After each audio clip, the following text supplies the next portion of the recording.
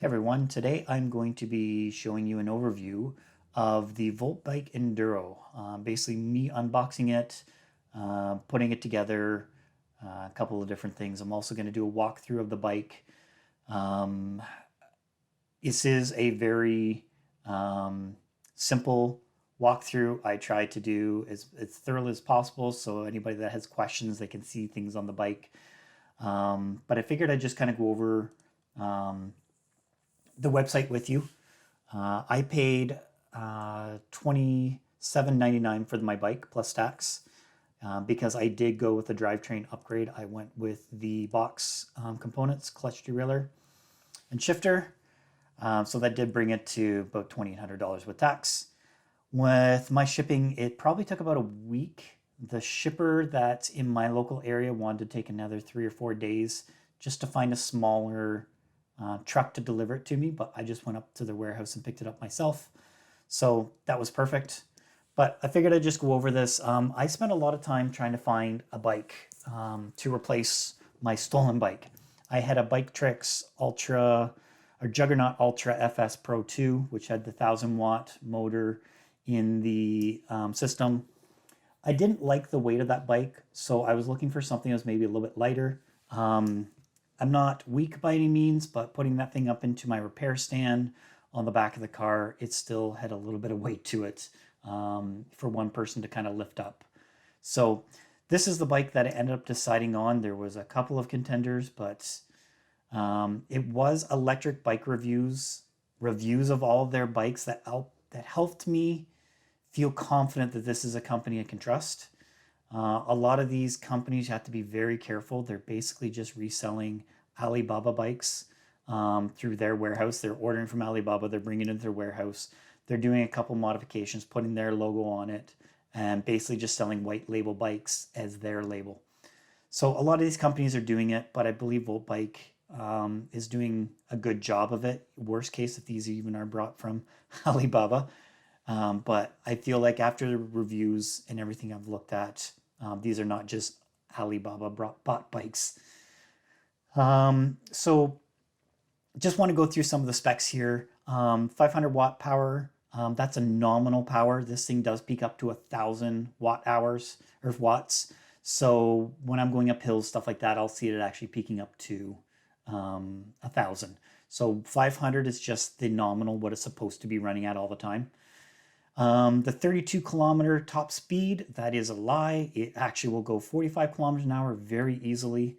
I'm sure it'll go above that, but my system is locked out at 45 kilometers an hour. So I'm sure if you had the software to unlock it, you could. But the rear air shock, this thing feels like it floats on air. I have mine set up pretty loose, so it feels like I'm driving in a Cadillac.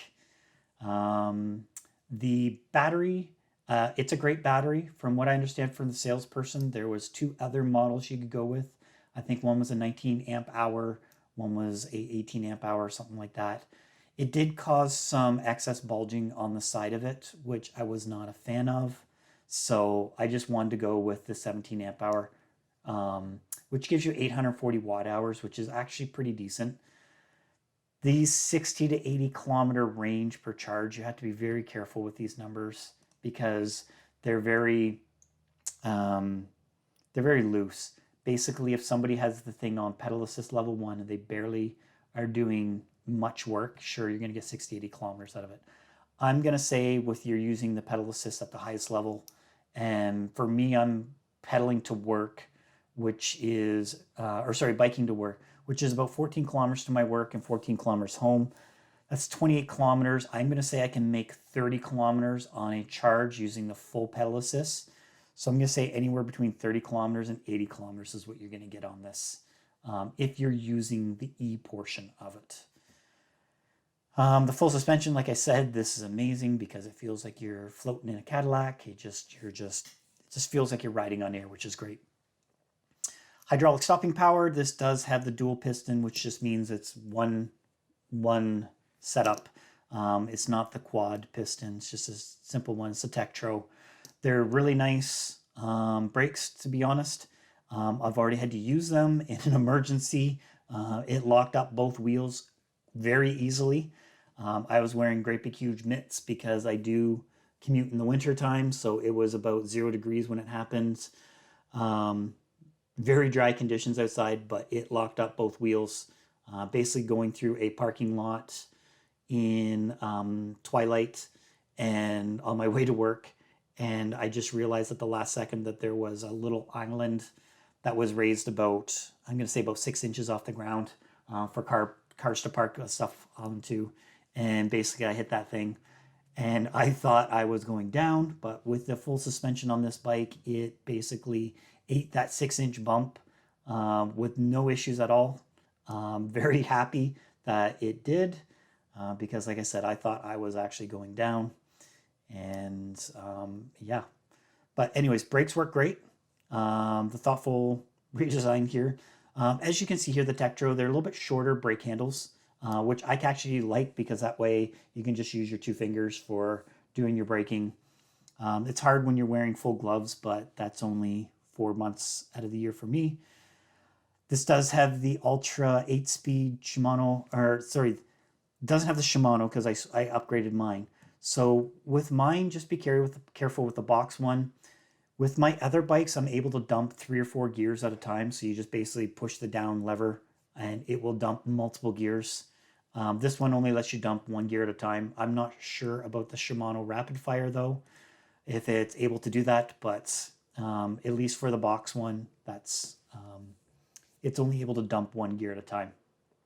But anyways, I will move over to me unboxing this and giving you my opinion about it. Sorry, I might apologize. I apologize that I might be repeating myself in some of the things I've said, but I just want to kind of get my thoughts and my opinions out there. It is a longer video, but I wish people made longer videos that showed you more details of exactly the bike, how it feels, that type of thing. I do go into the motor and comparing it to the 1000-watt. The one thing that I didn't talk about is the noise difference. My other bike, if I took it in a mountain bike trail, it was noisy. Think about it like a an electric can opener on your countertop, the noise that it makes. It's not horrible, but it's there. So when it's quiet, it's really loud. If you're in traffic, you're not even gonna hear it. But this thing, it barely makes any noise at all. You can hear the whirl of the motor, but it's so quiet. I actually really prefer the 500-watt power over the 1000, just because the torque on the drivetrain. I always remember feeling my bike flex when I hit the 1000 watts on my the M620, I believe it is. So it's one of those things. I actually really like the compact design of the 500-watt. It looks a little nicer, less space taken up by it. But anyways, let's go on to my review. Hi everyone, today I'm going to be unboxing my the Voltbike Enduro. Haven't seen any videos on the 2022 model, so I figured I'd just go through unboxing experience. I put together one e-bike before, so I'm familiar with how to put together most of these e-bikes. I do have my stand here that my phone's on right now, but we're going to go through it. Yeah, basically just pick this up from shipping. We're going to open this up together.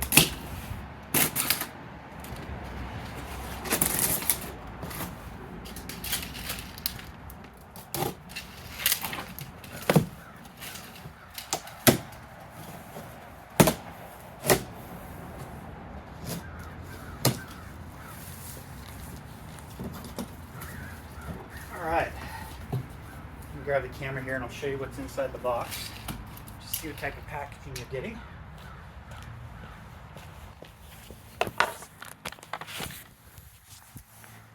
Alright, so inside the box here, a lot of padding.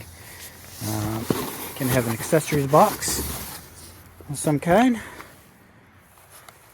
I'll open that up there and see what comes inside that. And this is my free helmet. You either had the choice of a bag or a helmet. So I'll just show you what that one looks like. I just ended up getting the white one, I believe. It just looks like an old motorcycle style helmet. So nothing fancy, but It is free, came with it. Set that to the side. And then this says that it's been upgraded. I did get the upgraded derailleur. I'm not sure if that's what that specifically means, but got some Welgo pedals in there. Nothing fancy, but they're actually pretty decent pedals to start off with. So just take these and set them on the bike repair stand. Backlight, that's battery operated.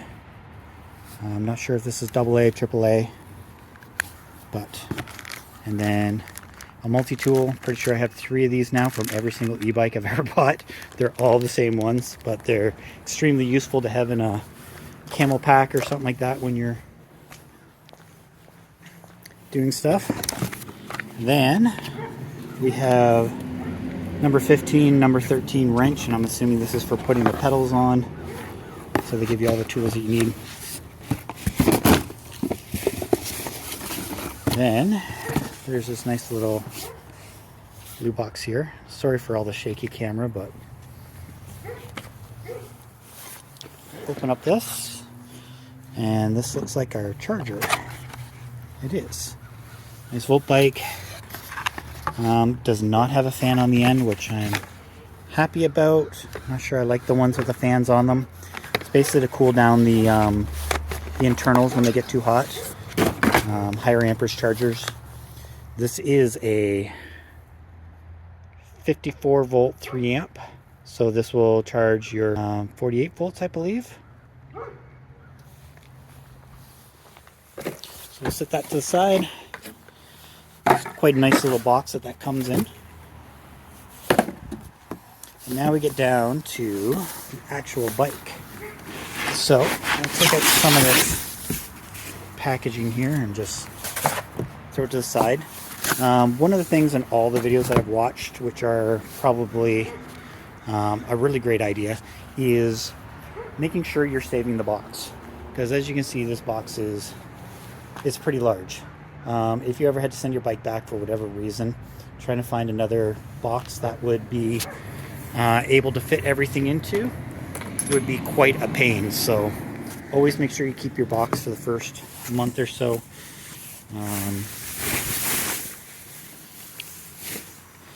Take some of the packaging out here. You got your nice Befang display.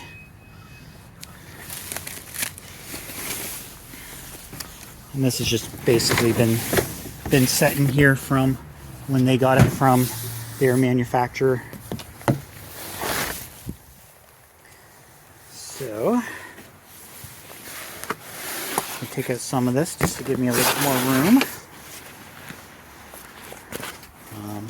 Doesn't look like there's any damage to the bike from shipping. Looks like it was boxed up pretty well. Try and get some of this out of here. Again, sorry for the shaky camera. Just figured I'd show you guys what it looks like on the inside as you're unpackaging these.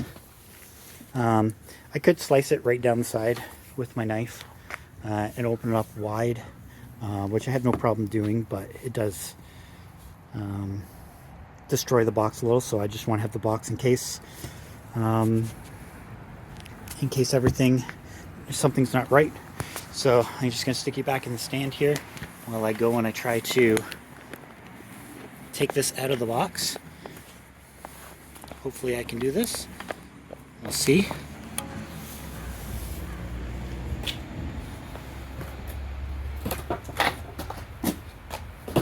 I'll use some of the packaging to just lay down on the ground here so there's no way it can get scratched, damaged.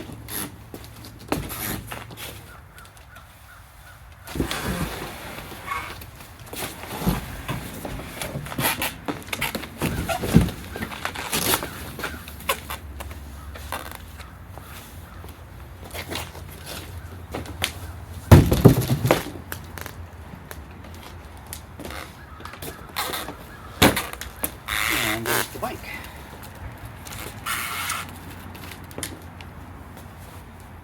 So, handlebars obviously haven't been attached yet. So I'm just going to grab my clips here. Try and get you a better view of the bike while I'm doing this.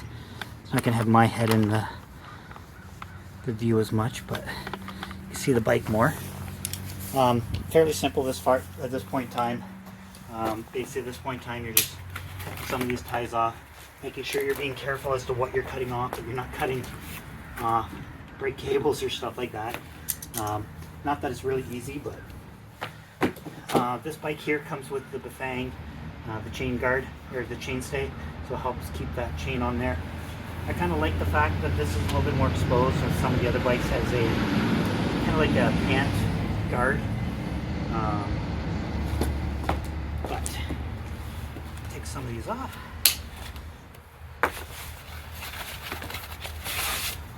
And there's the bike with the battery installed. I'm actually surprised they shipped it with the battery installed because there is so much weight in that there is a potential of falling off, causing damage. But there's my keys.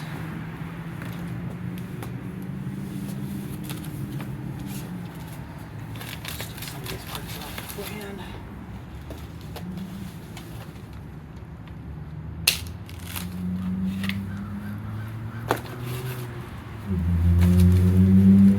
Okay. Down. So, on the handlebars here, nice little $2 bell, but it's always useful to have those. Tektro brakes. These ones look like they don't have the cutoffs on them, so basically you're going to have to not pedal while you're using your brakes, but I'm pretty sure you can figure that out. Makes for a lot nicer wiring harness up front, not having two more extra cables. Does have the changing your pedal assist levels, stuff like that here. So I'm just going to set this down and grab my multi-tool after taking this off.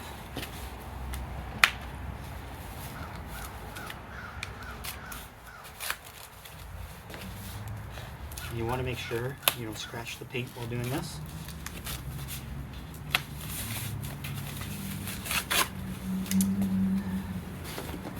I'll take you around the bike now before I do the next part. Really nice coloring on this paint. It's not black, but it's kind of like a really dark gray is the way I would explain it. Looks really, really nice. Down here to your Bafang motor. This is the D&M performance suspension. There is no chain guard on here, so you're going to have to put something on there if you don't want it slapping and hitting, which is nothing too hard.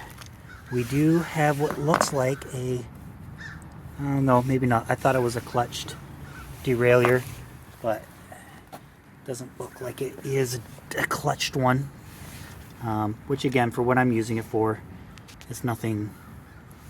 It doesn't have to be a clutch derailleur. Just makes things easier when you're working on them.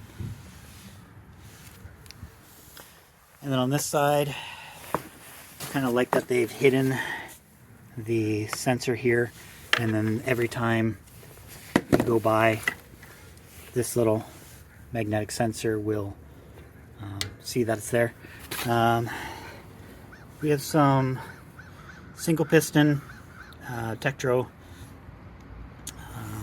and I believe these are 180 mil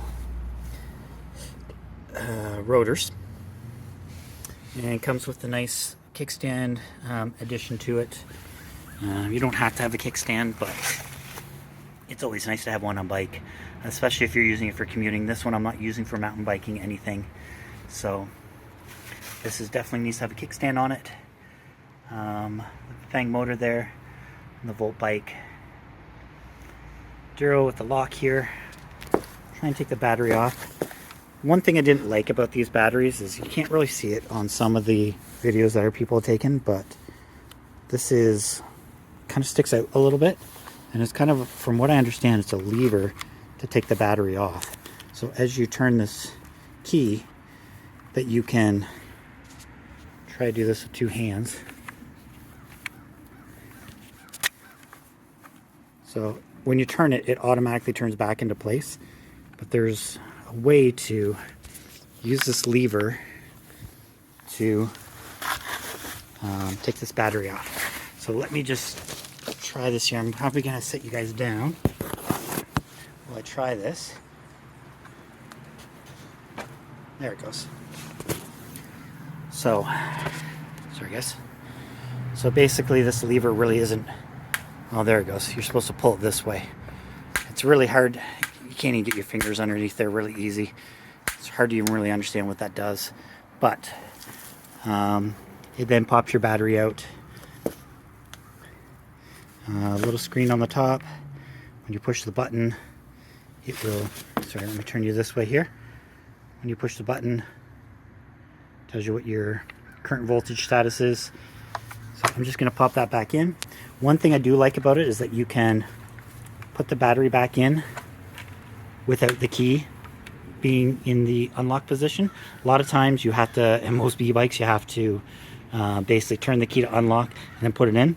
This one basically snaps into place without the key being in place. So just show you that again.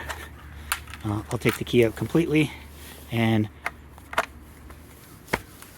come on, there it goes. Now it's in. So that's a really useful feature on all my other e-bikes. With iGo and Bike Tricks, you had to have the key in there to lock it, which can sometimes be a pain if you just want to get out and go. Nice styling. This is a sticker on the battery, so that does look like it's going to come off. I did ask about whether these are vinyl or whether or not they were just painted on, and I've been told that these are painted on. So nice welds around the joints here. We have the Maxxis DHF. So they're 27.5 by 2.3. So these aren't as wide as your fat tire bikes, but lots of really aggressive treads on that. So riding, commuting to work would be, this will make it really easy. And it's got a nice little, probably about a 40 lumen headlight there at most, maybe 100. Then you have your lockouts on your, I'm guessing they're spring forks. They are. So these are just spring compression. And then the ugliest thing in the world.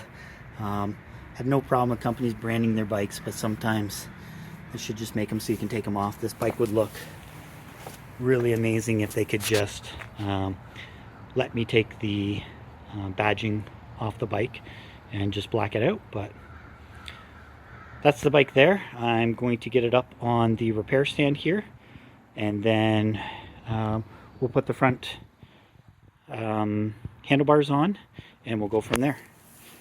So again, I apologize with the messing around here, but one-man show.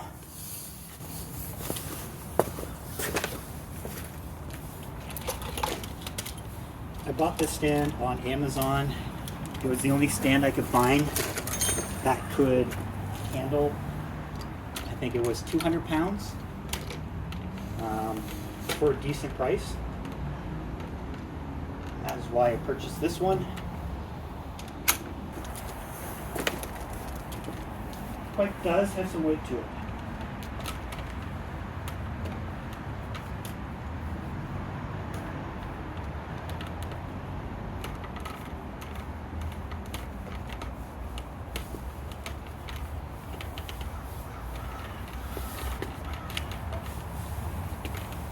And I forgot to lock my bottom in place. So let me do that. It falls down on me. So up in the stand here. Let me just make sure you got you in frame. Perfect. So take our Milwaukee and basically all of our bike parts here, and take our head.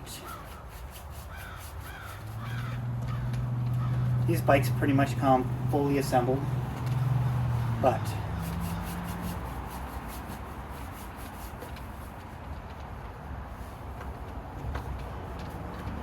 I do have a torque wrench that I will be using with these. It's just in the shed right now, so before I ride it, I'll actually be torquing these to the proper spec.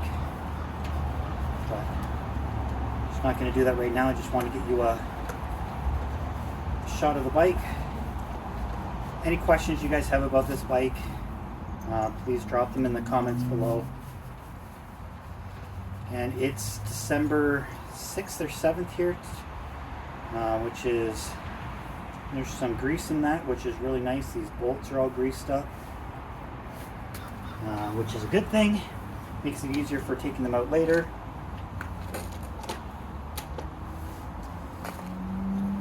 And there's no markings as to where they should be going, so I'm going to have to figure out, based on these settings, where I want this to go. For now, I'm just going to set it in roughly in place.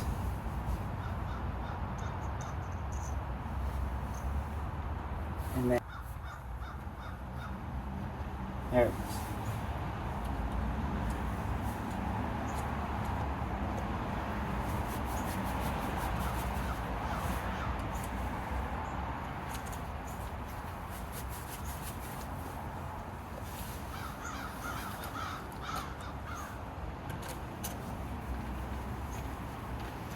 Now I'm not going to tighten these up again because I just want to find out where I want my handlebars to be. It's probably going to be a little bit more upright because I am riding this for community reasons.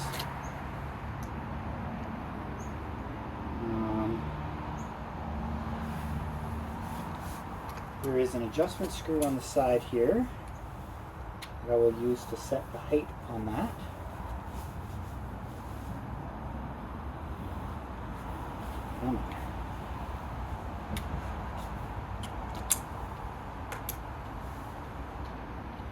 So this is going to change this angle of attack.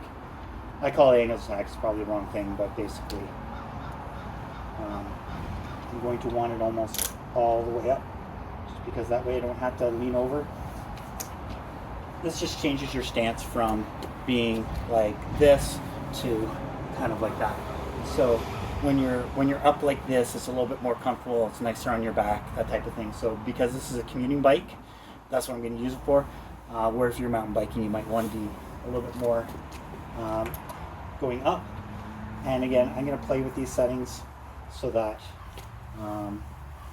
it's the way I want it to be. So the other thing I'm going to do now is set height on some of these.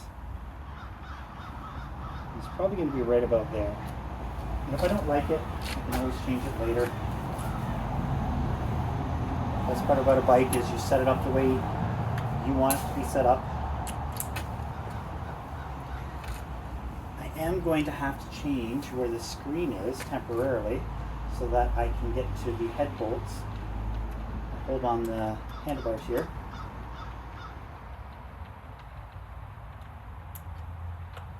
And by the way, guys, as you can tell, I'm not a professional, and this is not telling you how to fix your bike. This is basically just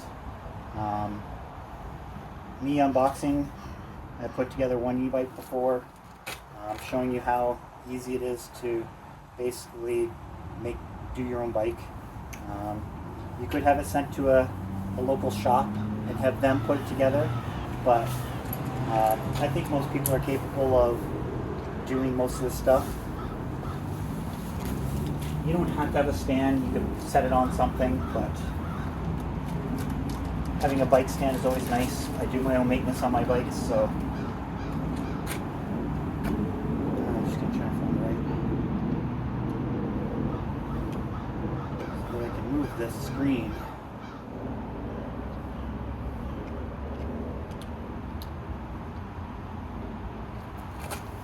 Oh, there they are underneath, sorry.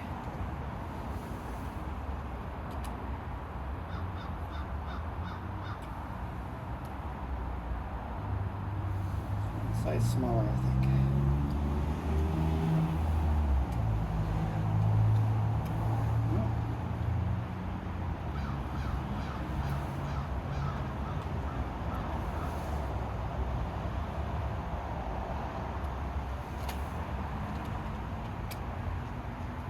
There it goes.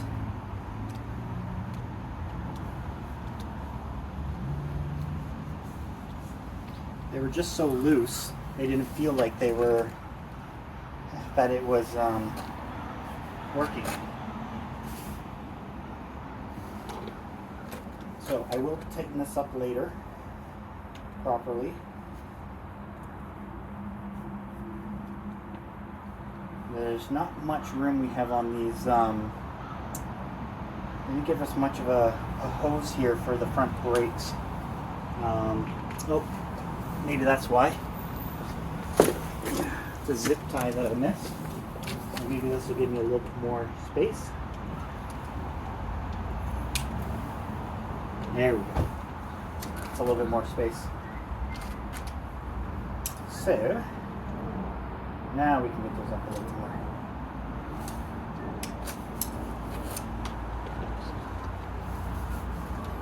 And when tightening these handlebars, I know basically you do not want to tighten them all on one side then another side. You need to make them tight.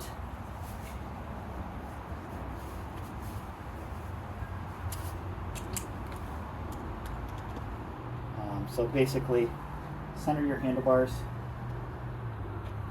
Kind of show you, there's a little, I'm going to call them knurls on the top handlebar. That's what it bites into. So you can kind of see if they're sticking out the edge just a little bit. So it makes it pretty easy to center those. But this isn't any rocket science. It's just, you're just going and making sure one side isn't tightened down more than the other. There are some newer head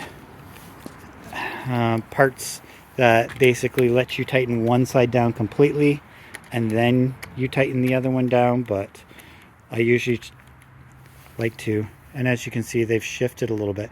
So see how this is coming out just side a little bit, but there's nothing there, so these aren't really centered.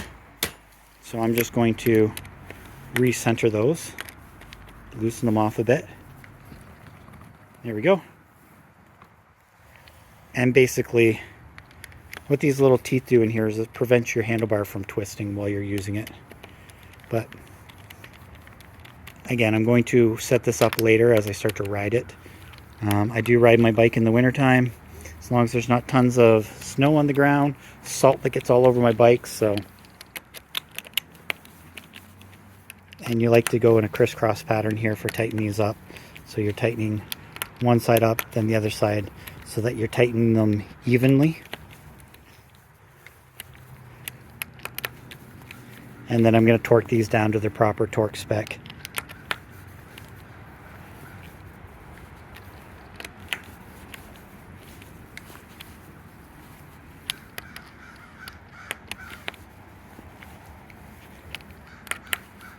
And just finish tightening these down.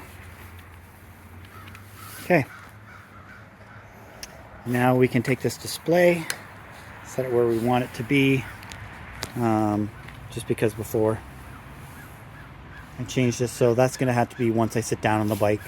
But yeah, I figured I would just show you that. There's nothing really to putting that on.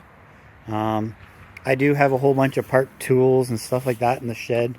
I just wanted to use the tools that came in the box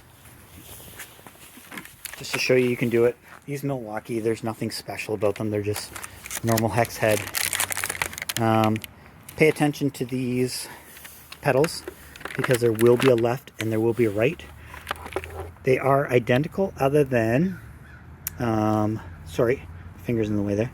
So on these ones, you can see there's a WL and a WR. So one's for left, one's for right. And the left and right is when you're sitting on the bike, the left-hand side of the bike. When you're sitting on the bike, the right-hand side of your bike. So just make sure you're grabbing those pedals and you're doing that properly.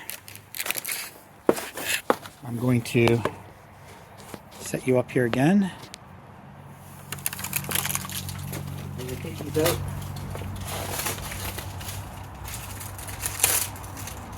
So the side facing you guys right now, because if I was driving, it'd be at the left-hand side. So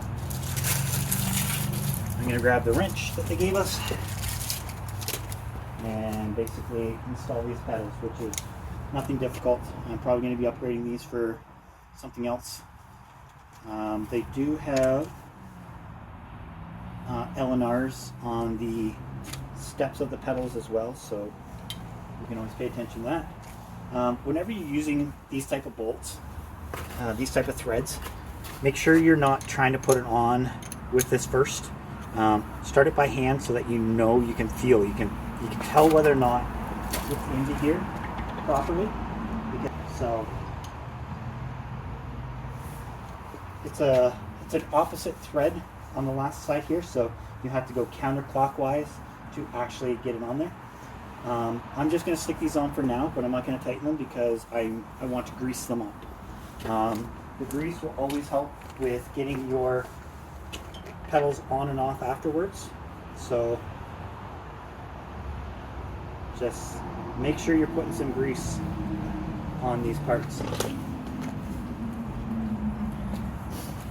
So that's what the bike looks like. Pretty nice looking bike. This is a large frame. Okay everyone, so I figured I'd give you my 50-kilometer update and basically do a walk around of the bike again. I commuted to work yesterday on this. I did a couple trips today, so about 50 kilometers on the bike, and to be honest, I'm really impressed with this bike. Okay, so go over a few things. The saddle, it's not the most comfortable thing in the world, but because it's a little bit wider on the butt, it feels a lot better. I put my handlebars nice and upright so that when I'm riding, it's actually pretty comfortable. I apologize, it's windy out here, guys. It's negative 2 degrees Celsius.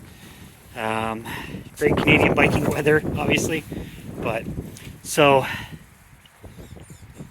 just go through some of this again. Just wanted to give detailed views for anybody that really cares. The welds on these are really pretty. The battery is built really nice. I accidentally left it on the battery or on the bike the other night, and I came out and that battery was cold. That aluminum that's on it, it's not just a plastic battery, which just tells me that it's just built with a little bit more quality. Again, just welds around here look really nice. The Pro Max seat post. I did put the rear light on it because when I do go home around 5 o'clock,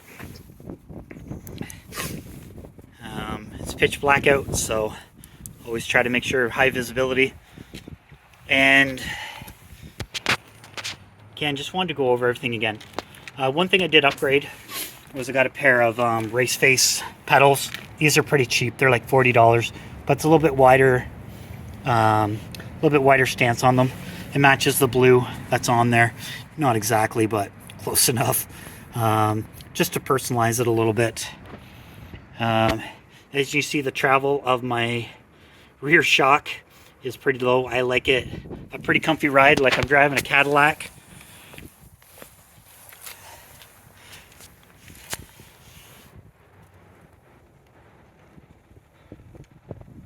So, and that's not a Shimano. I don't even know why I didn't see it earlier. We have Shimano cassette on the back at 8-speed. Like I said, I'm just going to do a slow round.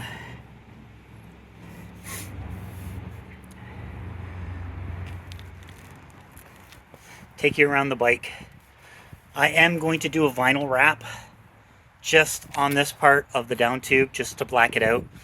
I don't mind little accents like the Enduro and stuff like that, but the great big huge Voltbike logo on the side just looks a little ugly, to be honest. I really wish those were put on by vinyl so that I could peel them off, but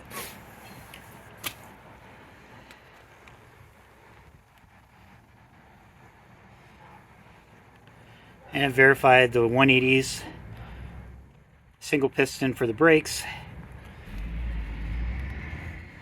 These are Minion downhill front, and then the downhill rear. They're 27.5 by 2.3. Nice aggressive tires. I might drop the pressure a little bit. Even with the full suspension, the ride's pretty firm, which is not a horrible thing, but it is pretty firm, more than I like. So the headlight on the way home works pretty good, but again, it's probably like 40 lumen. It's nothing. So I would actually replace this with a better headlight. I do have a O-light that I put on top of my helmet, so it's not much of an issue. It does automatically turn on because of the Fang display up here. It's got a light sensor right there. So as it gets dark, it automatically turns on that light for you. Some other things to note. These these brakes, the Tektros, do not have a cutoff lever. So one of the things you have to make sure you do when you're shifting is that you stop pedaling, wait for the motor to stop running, and then click a gear and then slowly shift into that gear. I find that if you shift gears while you're pedaling, it's not a horrible thing, but it's a little bit harder on the drivetrain. So you just got to be careful how hard you're shifting in. I was warned about this by the salesperson, but as you can see, the bike's on. If I press the throttle, nothing happens. This throttle does not work until you're about 10 kilometers an hour, but the pedal assist kicks in right away. So with my other bikes, I'm kind of used to using the throttle actually at stoplights to get up to speed, instead of doing the silly pedal dance where you're trying to set the pedal up so that you have some torque on it. Looks like you can't bike. You look like an idiot at a stoplight, but that's what ends up happening. So basically you have to pedal a little bit. So because of that, you have to make sure if you are in a very high gear that you switch down to a lower gear. With this shifter, you have to make sure, this is called Box 4. If you can just see it there. That's the name of the brand, Box 4. You have to, this is a single dump gear at a time. So every time you press the down, you have to dump one gear at a time. I'm used to the Shimano where you can dump 3 gears at a time. So on an 8-speed, you basically only have to press that twice to get down to a gear that's manageable so that when you're at a stoplight. I do find though, if I leave it in 6th, 7th gear, maybe 5th gear, that the torque of this motor is enough to get me started, and then basically I'm able to go from there. Like I basically just stick into that gear, which is I think 5th gear, which makes it really nice. There's still enough torque in there. The Bafang 500 watt, I forget what model of motor this is, but I'm used to the, I think it's the it has 160 Newton meters of torque, which was the 1,000 watt. I think it's the M620. Don't kill me if I'm wrong here. But this motor has tons of torque. Going from a stop, like I said, with being in 5th or 6th gear, being able to pedal, no issues at all starting, lots of torque there. I know it's a little bit harder on the drivetrain to put that torque into the system in such a high gear, but I know how to replace my parts. I know how to check my chains for wear. So that's just something that's just part of the part of riding a bike.